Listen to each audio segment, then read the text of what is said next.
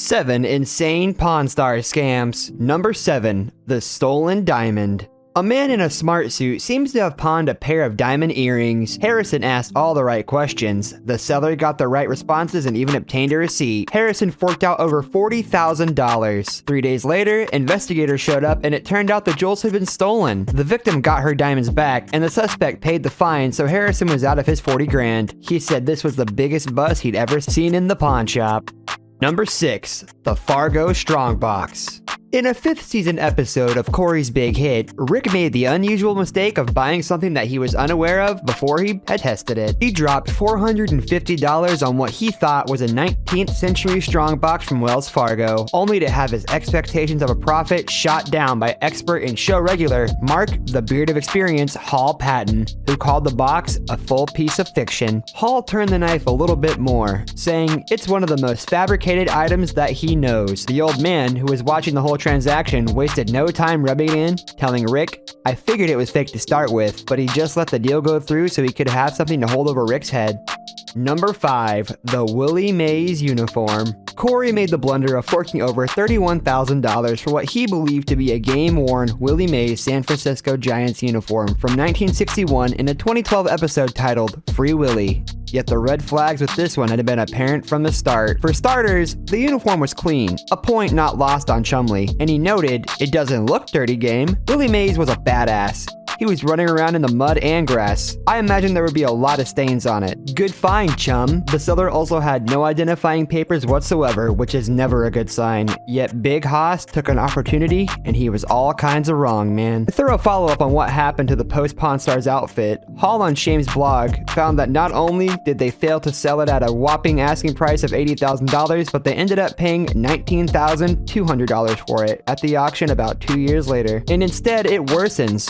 Hall of Shame verified that Mays never wore the uniform in a game since reaching out to Dave Grob, the mere senior uniform authenticator, as it was never really Mays's. It does mean, of course, that Corey wasn't as ripped off as he may have appeared to be, as he still dumped it for just $20K short, but we seriously doubt he's pleased with how that deal went down.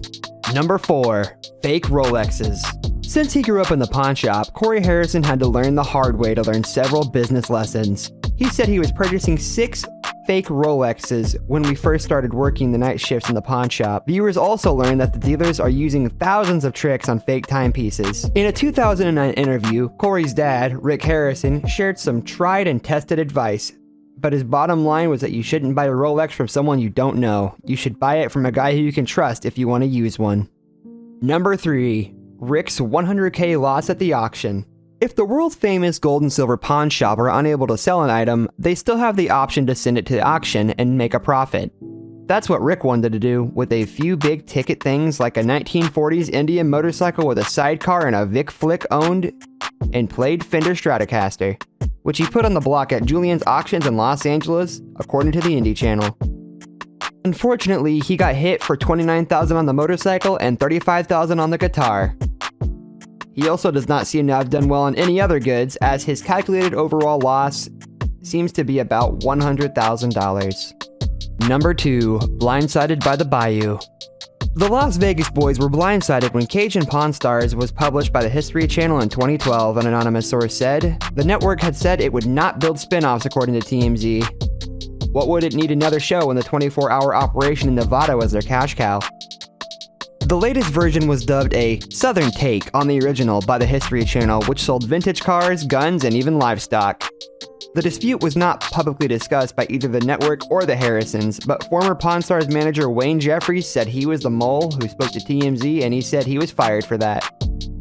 Cajun Pawn Stars lasted just 1 year, but the original is still kicking off with new shows in 2016. And with that, we take it to number 1, Robo Ripoff. This is a case where one of its own almost ripped off the store.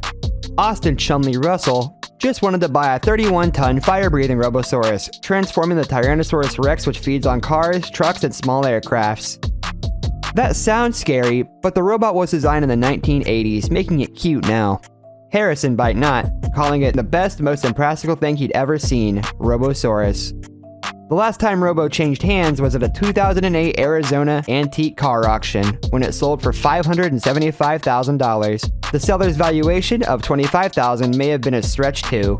While the Dino appeared at the Miramar Air Show in San Diego in 2015, its earning capacity has been temporarily hampered by a shoulder injury.